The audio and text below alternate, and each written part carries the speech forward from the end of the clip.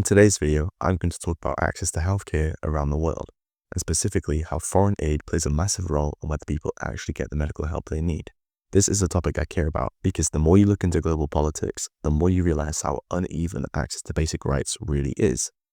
Places like Gaza and Ukraine are clear examples of how conflict affects healthcare and how political decisions, often made thousands of miles away, can mean the difference between survival and suffering.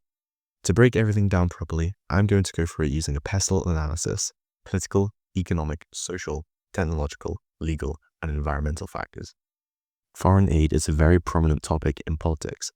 Every political party has a different idea about how much money should go overseas and what it should be used for.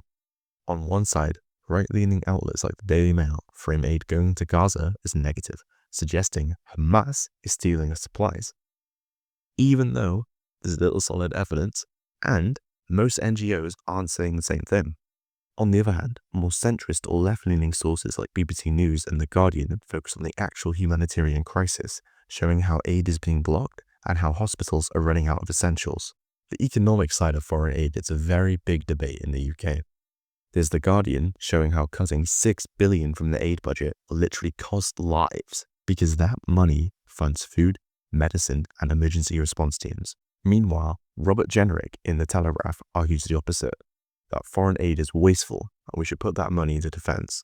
And then you've got sources like The Independent showing that almost $800 million went into climate and nature projects abroad. This complicates the whole idea of what foreign aid actually is.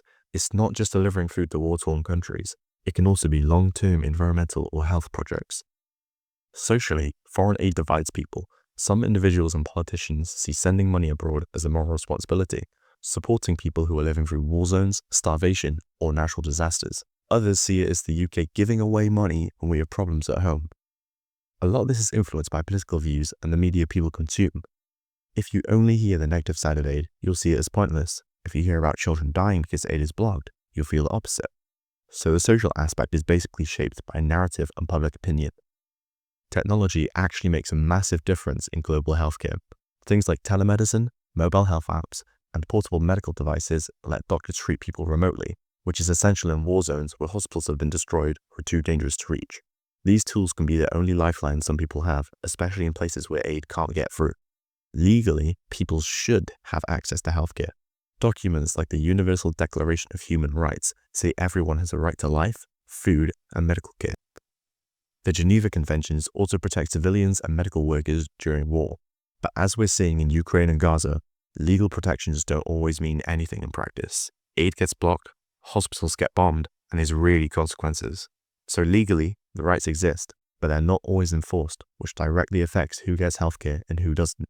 As I kind of hinted at earlier, the environmental side of foreign aid isn't nearly talked about enough. The UK's foreign aid has actually helped reduce over 105 million tons of greenhouse gases internationally.